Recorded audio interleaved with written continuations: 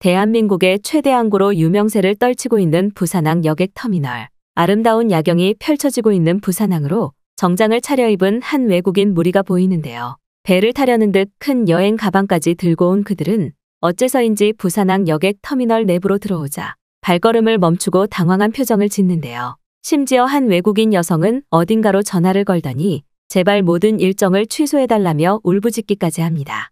과연 외국인 무리는 부산항 항구터미널에서 무슨 일을 겪은 것일까요? 안녕하세요. 저는 이탈리아의 변호사, 법무법인 로펌에서 일을 하고 있는 아벨이라고 합니다. 저는 얼마 전 부산 백스코에서 열리는 글로벌 법무법인 학회에 참석하기 위해 저희 법무법인 변호사 동료들과 함께 부산을 방문하게 되었는데요. 사실 저는 부산을 경험하기 전 이미 서울이라는 도시는 한번 경험해 본 상태였지만 두 번째로 겪은 한국의 도시인 부산은 서울과는 완전히 다른 매력을 가지고 있었습니다. 특히나 한국을 처음 방문하는 법무법인 동료였던 줄리아는 부산에 도착하자마자 한국이 이런 나라인 줄 몰랐다면서 모든 법무법인 학회 일정을 취소하기까지 했는데요. 부산에 처음 도착하고 제일 당황했던 건 길거리 곳곳에 이탈리아에서는 전혀 보지 못한 시설들과 서비스가 제공되고 있었기 때문입니다. 특히나 제일 당황스러웠던 건 부산의 공항에 도착하자마자 탑승했던 공항 리무진 버스였는데요. 한국에 오기 전 이미 부산에서 외국인 변호사로 근무하고 있던 저희 법무법인 동료는 공항에 도착하면 곧바로 부산 도심 내부로 이동시켜주는 리무진 버스 서비스를 신청해 놓겠다면서 알 수 없는 말을 했고 저는 처음에 이 말을 이해하지 못했습니다. 보통 리무진이라고 하면 고급화되어 있는 비싼 시스템인데 어떻게 이런 차량이 버스로 이용되고 있다는 걸까라는 궁금증이 생겼는데 실제로 한국의 김해공항 터미널에 도착한 저와 법무법인 변호사 동료들은 큰 충격을 받고 말았는데요. 그곳에는 한눈에 봐도 비싸 보이는 리무진 버스가 저희를 기다리고 있었고 심지어 버스 내부에는 각종 영화와 OTT 프로그램을 시청할 수 있는 스크린 TV까지 설치되어 있었죠. 하지만 그 중에서도 가장 압권이었던 것은 각 좌석 내부의 하단에 미니 냉장고가 설치되어 있었고 그 안에 시원한 음료수들이 있었다는 사실입니다. 한국이 다소 가난한 나라라고 생각했던 로펌 동료 줄리아는 공항의 리무진 버스를 보자마자 지금 영화 촬영을 하는 것이 아니냐며 기겁했고 실제로 버스에 탑승하고 난 뒤에는 공항에 이런 버스가 돌아다녀도 아무도 훔쳐가지 않는 한국의 치안에 또 한 번 놀라워하더군요. 이미 유럽권에서는 범죄의 나라로 알려진 저의 출생지 이탈리아에서는 아무리 돈이 많은 부자라도 비싼 승용차를 타고 다니면 일부러 그것을 노리고 훔쳐가는 것이 일상이라 모두가 돈이 있다는 표시를 내지 않는데 한국은 비싼 리무진 버스가 공용 서비스로 제공되고 있는 것도 모자라 공항 이용객 누구나 편하게 이용할 수 있었습니다. 이러한 사소한 이유에서 저희 법무법인 변호사 동료들은 왜 그동안 많은 사건 피해자들이 사건이 종료되면 한국으로 이민을 가겠다고 말을 했는지 이해가 되었고 실제로 마주한 한국은 너무나 안전하다 못해 살기에도 천국과도 같은 나라였어요. 또한 이처럼 치안이 안전하다 보니 한국의 길거리에는 이탈리아에서는 보기 드문 시스템들이 상당히 많았는데요. 특히나 무인 키오스크를 이용해 버스카드를 충전할 수 있는 시스템은 물론 저와 동료들이 제일 놀랐던 것은 바로 무인 시스템으로 라면을 먹을 수 있는 라면 자판기였습니다. 김해공항 공원에 설치되어 있던 라면 자판기는 신기하게도 라면을 먹은 그릇을 곧바로 처리할 수 있는 자동 세척 시스템도 있었고 놀랍게도 그곳에서는 물을 마음대로 사용할 수 있더군요. 반면 이탈리아에서는 현재 물값이 너무 비싸서 다른 집의 물탱크를 훔쳐가는 범죄의 사고가 매우 빈번하게 발생하는데 한국은 물이 얼마나 많은 것인지 누구나 편하게 세척 시스템을 사용할 수 있었습니다. 공원에 앉아 평화롭게 라면을 먹는 것은 오직 한국이기에 가능한 최신식 시스템인 것 같았고 심지어 공원의 내부에 그 어떤 노숙자도 보이지 않고 굉장히 잘 관리가 되어 있어서 한국인들이 그저 부러울 따름이었죠. 이탈리아에서 변호사 법무법인으로 근무하는 저와 동료들은 하루에도 몇 번씩 많은 피해자와 범죄자들을 대하는데 그들 대부분이 심각한 이탈리아의 경제적 문제로 제대로 씻지 못하고 먹지 못하는 공통점을 가지고 있는데 이상하게도 한국은 그저 평범한 공공시설들이 너무나 깨끗한 것도 모자라 사람들의 삶의 수준이 이탈리아인의 평균을 훨씬 넘어선 것처럼 보였습니다. 아주 짧게 서울을 경험했었을 때에도 높은 빌딩의 건물들을 보고 큰 충격을 받았었던 저는 그에 못지않게 인프라와 공공서비스 시설이 잘 발달되어 있는 부산의 모습을 보고 또 다른 좌절감을 맛보게 되었는데요. 김해공항에서 리무진 버스를 탄 뒤 저희는 첫 번째 목적지인 부산의 부산항 여객터미널에서 하차하게 되었습니다. 학회가 열리는 장소는 부산 해운대의 백스코였지만 저의 실수로 머무를 호텔을 부산항 근처에 예약했었기 때문에 어쩔 수 없는 선택이었죠. 그런데 부산항에 도착하자마자 저의 동료였던 줄리아는 갑자기 오래전 철심 수술을 했던 발목이 아프다며 길거리에서 뒹굴기 시작했는데요. 하지만 이미 그때에는 병원도 문을 열지 않는 매우 늦은 저녁 시간이었고 저와 몇몇 동료들은 철심이 뒤틀린 것 같다는 줄리아의 모습을 그저 지켜보기만 할 뿐 아무것도 해줄 수 있는 게 없었습니다.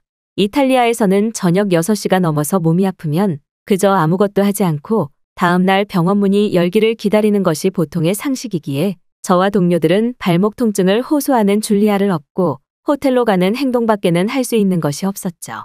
그런데 줄리아를 업으려던 바로 그 순간 부산항에 이름이 적힌 근무복을 입고 있던 한국인 청년이 다가오더니 혹시 사람이 아픈 것이 아니냐며 항구 내부에 응급실이 있으니 지금 빨리 이용하러 가라는 알 수 없는 조언을 해줬는데요. 상식적으로 배가 다니는 항구 내부에 응급실이 있다는 말을 믿을 수 없던 저와 동료들은 아무리 한국이 격이 다른 선진국이라도 무슨 항구에 병원이 있냐며 손사래를 쳤는데 고통을 호소하던 줄리아는 너무 아파서 참을 수 없으니 일단 터미널 내부로 가보자고 난리를 치기 시작했습니다. 그런데 눈앞에 있던 부산항 내부 여객터미널로 들어간 저와 동료들은 들어가자마자 눈이 휘둥그레지고 말았는데요. 그저 단순한 항구 탑승 여객터미널이라고 생각하기만 했었는데 실제로 경험한 부산항 터미널에는 마치 공항과 다름없는 상당한 규모와 쾌적한 시설이 있었고 중심 통로에는 상당히 많은 외국인들이 포토존에서 사진을 찍고 있었기 때문입니다. 더욱이 놀랍게도 터미널 안쪽에는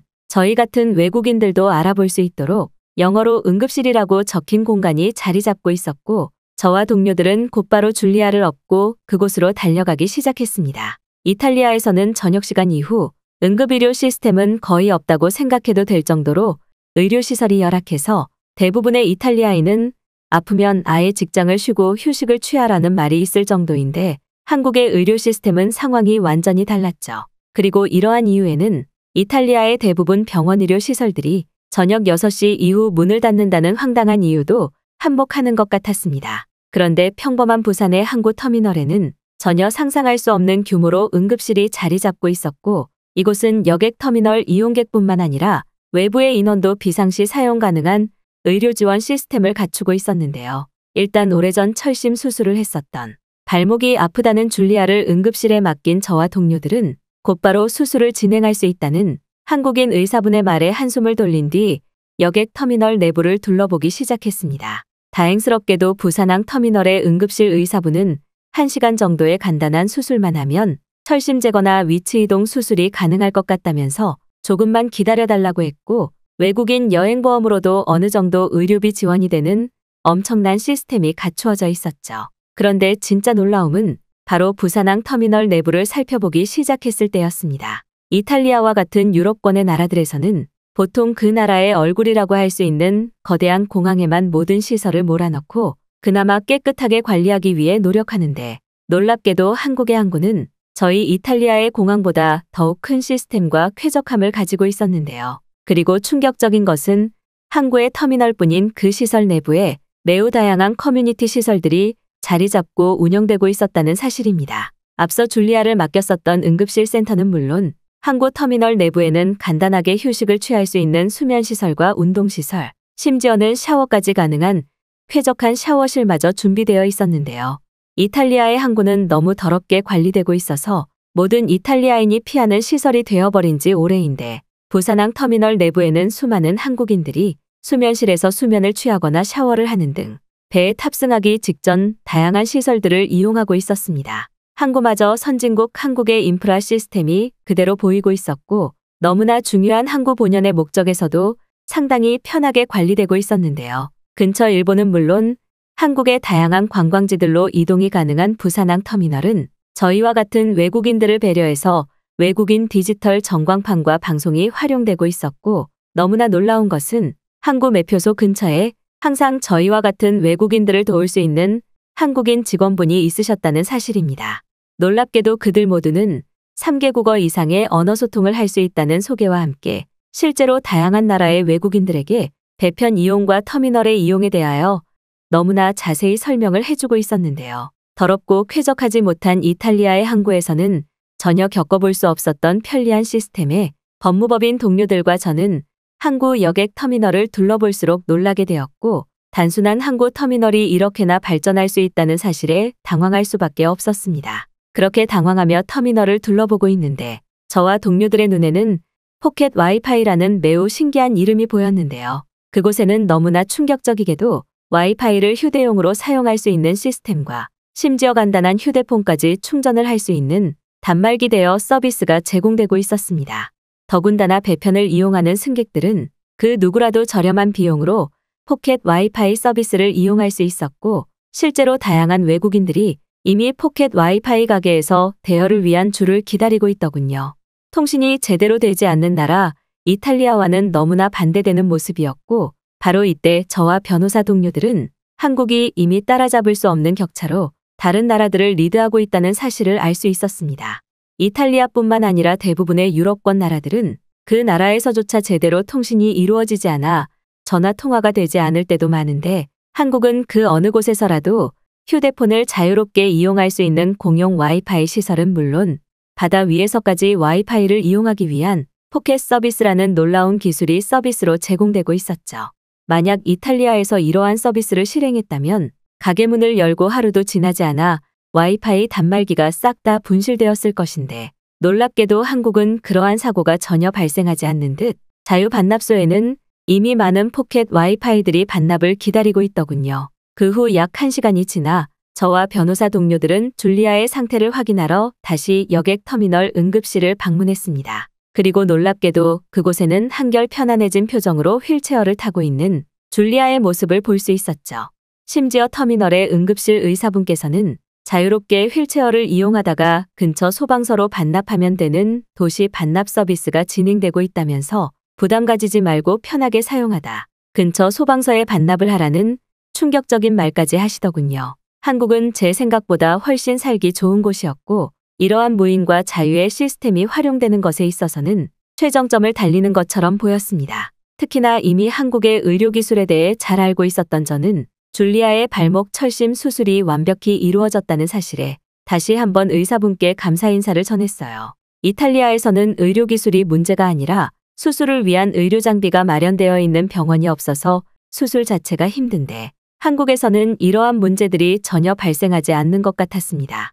특히나 아프면 언제 어디서나 치료를 받을 수 있다는 사실은 왜 지금까지 불편한 나라인 이탈리아에서 살았을까라는 미련한 생각마저 들기도 했는데요. 자신의 발목이 한결 편해졌다며 말하는 줄리아도 한국이 이렇게 편하고 여행자들을 위한 나라인 줄은 전혀 몰랐다면서 잠깐 둘러봐도 보이는 여객 터미널의 커뮤니티 시설들에 당황하는 반응을 보이기도 했습니다. 그 후 배가 고팠던 저와 법무법인 동료들은 터미널 끝쪽에 있던 식당에 방문하게 되었는데요. 그런데 놀랍게도 터미널 내부의 식당은 평범한 식당이 아니었습니다. 이제 배를 타고 떠나는 단순한 항구의 식당에 불과했지만 그곳에는 마치 이탈리아의 호텔 뷔페와 다름없는 고급 한식들이 펼쳐져 있었는데요. 매우 놀라운 사실은 대부분의 이용객들이 외국인이었다는 사실과 그들이 먹고 있는 음식들이 한국의 전통 음식들인 한식이었다는 사실입니다. 실제 제대로 된 한식을 먹어본 것은 이번이 처음이었는데, 한식은 속이 편하면서도 맛이 아주 좋았는데요. 된장찌개와 나물들은 외국인인 저희 입맛에도 딱 맞는 평화로운 맛이었고, 처음 먹어본 불고기는 이탈리아의 유명한 고깃집과는 차원이 다를 정도로 달고 맛있었습니다. 방금 막 수술을 마치고 나온 줄리아를 위해서 준비되어 있던 죽도 떠다 줬는데, 줄리아는 이렇게 맛있는 소고기 죽은 처음 먹어본다면서 앉은 자리에서 2그릇을 먹어버리고 말았죠. 마치 공항과 다름없는 시설이 있는 부산항 터미널의 매력에 저와 법무법인 동료들은 푹 빠지게 되었고, 내일 있을 백스코 학회까지 미루고 싶은 심정이었습니다. 호텔을 잘못 예약한 저희 실수로 방문했던 항구 여객 터미널이었는데, 저의 실수는 한순간에 최고의 실수가 되었고, 로펌 동료들도 저희 호텔 예약 실수가 없었다면 이런 멋진 시설의 여객 터미널을 경험하지 못했을 거라며 오히려 고맙다는 말을 하기까지 했습니다. 그런데 항구를 나와 밖을 나온 저와 동료들은 또 한 번 놀랄 수밖에 없었는데요. 그곳에는 이탈리아에서는 전혀 볼 수 없었던 바다와 항구, 그리고 공원이 합쳐진 매우 특이한 수상공원이 펼쳐져 있었고, 공원 중간마다 휴대폰을 충전할 수 있는 시설까지 준비되어 있었습니다. 아름다운 모양의 다리는 바다와 연결되어 있는 강을 가로지르고 있었고 야경이 매우 멋진 공원이었는데요. 이탈리아에서는 저녁 시간이 되면 대부분 공원들은 범죄 조직들의 거래 장소로 사용되고 있는데 놀랍게도 한국은 공원 그 자체의 매력을 충분히 즐길 수 있도록 야간 조명과 레이저 분수까지 진행되고 있었고 그 속에는 다양한 한국인들과 외국인들이 여유를 즐기고 있었습니다. 한국에 도착하고 몇 시간도 되지 않았지만 저는 한국에서 살면 어떨까라는 생각이 들기도 했는데요. 백스코에서의 모든 법무법인 학회가 끝나고 다시 이탈리아로 돌아와 로펌 업무를 보고 있는 상태이지만 아직도 저는 종종 한국 여객 터미널에서의 신기했던 추억이 떠오르고는 하네요.